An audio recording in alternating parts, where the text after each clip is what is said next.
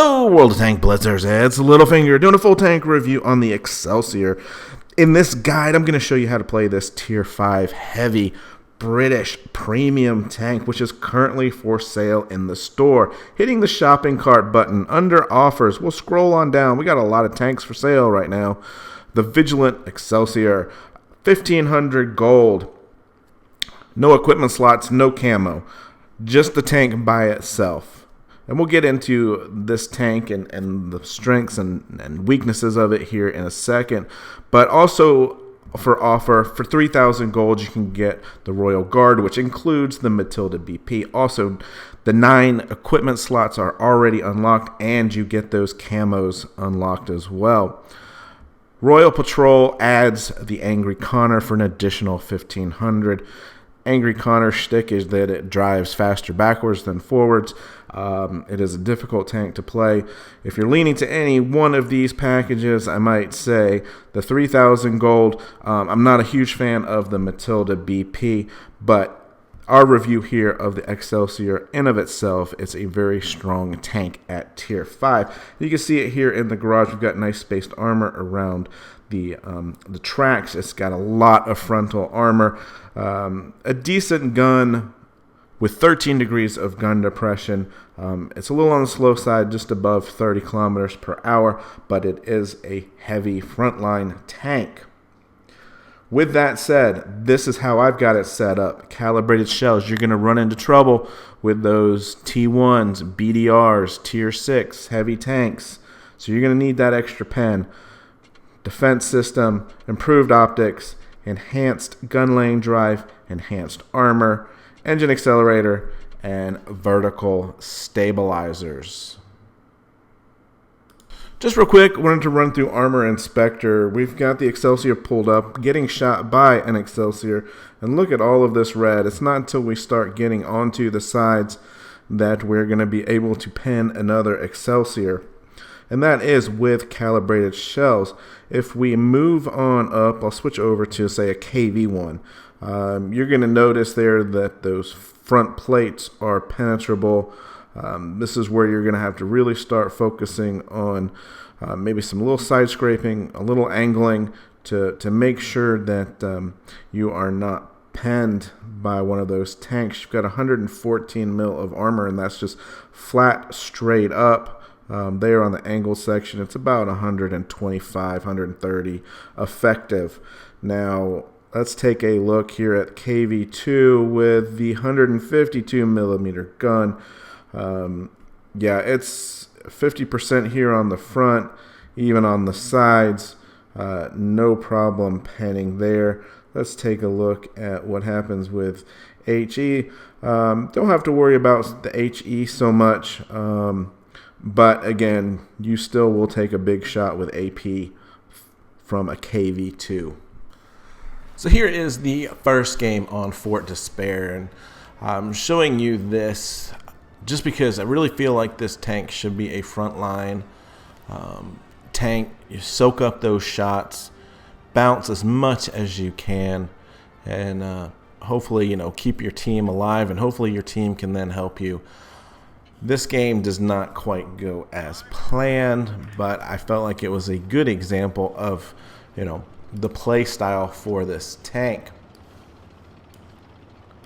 And so I'm going to head up close to the middle, because keep in mind, we've got 13 degrees of gun depression. That's real nice. Your damage per minute without any equipment is 1631.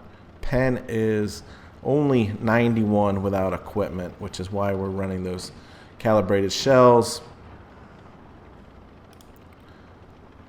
And as you can see here, we're going to pull on up, see how much we can pull up here to get a shot in on the Lago. And look at this. Look at all these bounces. That is what it's like in this tank as top tier. Now, there are a couple tanks you do need to watch out for, like I mentioned before. Some of the mediums with bigger guns, like this M4 here, you need to watch out for, obviously, your KV1s, your BDRs, those type of tanks, TDs. But look at this. I mean, we've blocked over 1,100 damage already, and we haven't taken any damage. And this is where my decision making, I think, probably, you know, ends up part of the result here. I should have pushed over this hill. Instead, I'm coming back trying to stop them from advancing. And they've got 4 tanks over here. And meanwhile, for whatever reason, our BDR goes into their, you know, camping area. So I'm not sure what happened, exactly what made him decide to do that. But, you know, I'm sitting here trying to hold this line, and this M4 smartly comes through the middle, basically cutting me off. And I don't know if you got a glimpse of that BDR being on the other side. And so now it's when I start coming back, and there's the BDR all the way over there. We are down a tank. You can see here. I mean, that's not quite perpendicular, but that's into the side of that BDR, and we can't pen it. And this is my fault here again. I've got APCR loaded. An AP round would have gone through the side and finished him off. But we don't take any more damage. But we are a one-shot to this BDR. So I'm not sure if that really impacted anything, other than the fact now that this BDR is obviously free to push me. We get a shot in there to track him. But again, you know, APCR got to be perfectly aimed on the front of that thing. And he just takes us out like it's no big deal. Obviously that BDR has got a nice big gun, and I'm not sure, for whatever reason now you see our BDR is shooting that Matilda all the way across the map. Should have pushed, got that BDR. That Matilda is no threat to him over there. Yeah, the Leo is. But, you know, here it is, and he'd have been 200 points to the good of this BDR. He'd have finished him off with that shot and had over 400 hit points. As it is now, he's going to give up, you know, 270, 280 to those 2 tanks, and not be able to pull it off one-on-one versus the Leo.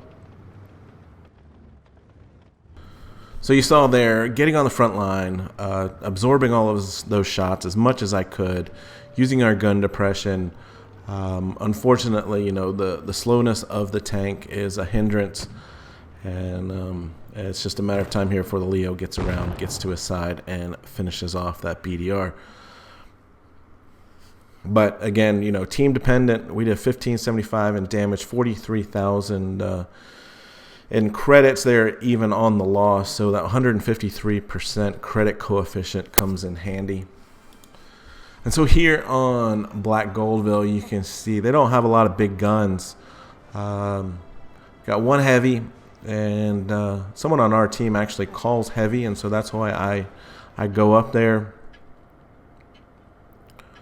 And I'm putting this game in here just because, you know, it's kind of funny in a way that you know, having such strong armor can be pretty fun at times, especially if you have some decent mobility. Some of those tanks like the British AT, where you've got good armor, but you just don't have the mobility to do anything. And this turns out to be one of those games, because here I am up here on the heavy side. That AMX ELC is going to push all the way around.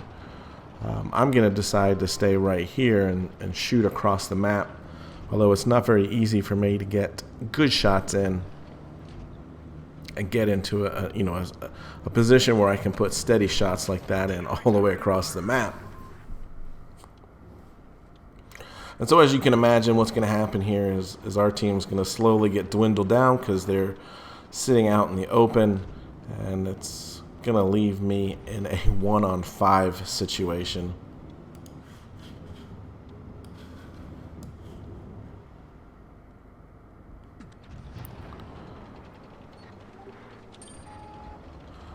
Without any equipment, the dispersion on this gun is 0.38. You know, I've said before, anything at or under 0.3 is really good. So the gun is not really a sniping gun. Again, the reason for it being more of a frontline type of tank. 39 apparently is your top speed without any equipment, 12 in reverse.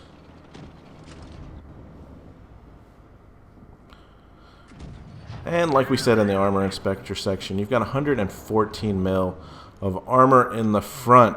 So that is really, really nice. That poor Type T-34 jumped in front of my shot there. Didn't even know he was there, so that was a bit of a blind shot kill. Your turret's got 92 on the sides and back. You know, just think about that. Those KVs are right at 100 for their frontal armor. So, you know, you've got some nice armor on this tank. The hull on the side, though, is only 32 millimeters. And really, it might have been beneficial for me to look at some of these stats before jumping into several games here. Like I said, Tier 5 Premium is probably not where you're going to play a lot of your games once you get premiums that are Tier 7 and Tier 8. But then again, you know, jumping into a tank like this and being able to pull off games like this where it was 1-on-5, you know, it's pretty fun. Cap is at 38. I'm just peeking over the side here, expecting them to be rushing me from both sides. And we're going to go ahead and crest on over and finish off that Matilda. It's got a red dot to my right, so there's the Stug, and I was not expecting that at all. That is a lot of red down there, but we've got a faster reload, so we're able to put him out of his misery.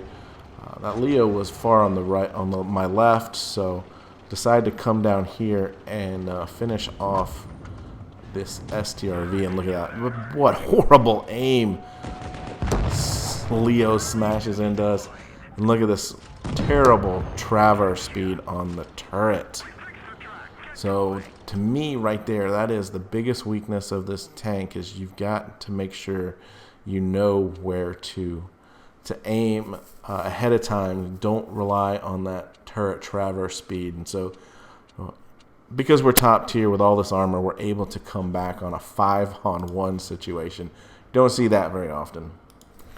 Final battle here as bottom tier on Himmelsdorf, and this is Supremacy.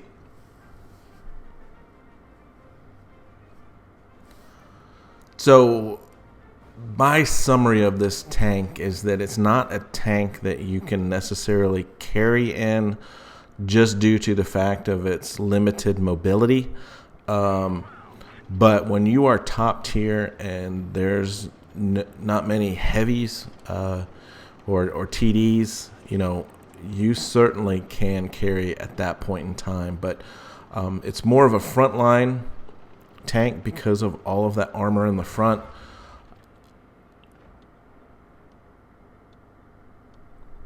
And you can see here, we're just going to come in, cap C, and then go support the rest of our team over there at A.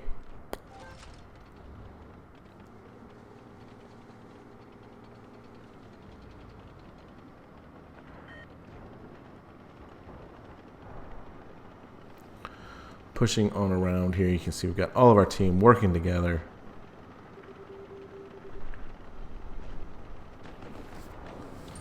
And we're just going to come on into the railroad tracks. They're on the move.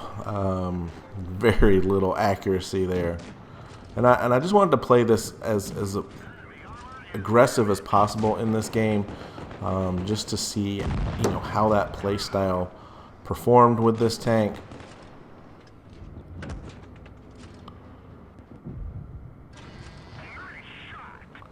Using the dead tank, there's a little bit of cover. I know there's a way to shoot under that and missed the shot there, but get it there even though somebody rammed us. And you can see here, just with all of this gunfire all in one spot, the team was really good in this game. But I did put this in here just because I wanted to show the final sequence against this KV2 that went heavy. The KV1 and KV2 went heavy, and really the difference in the game there was that our focus fire, getting those tanks out of the game. So there he is. He's obviously fired. He's backing down. He's reloading, and we're just going to push. And this is before I looked at Armor Inspector, and I'm feeling comfortable about the armor, and I did not look at the stats on the side there. And so we're going to push on through here to the side. So this is your word of warning there. KV2s can AP through you like butter on the sides. So 608 there.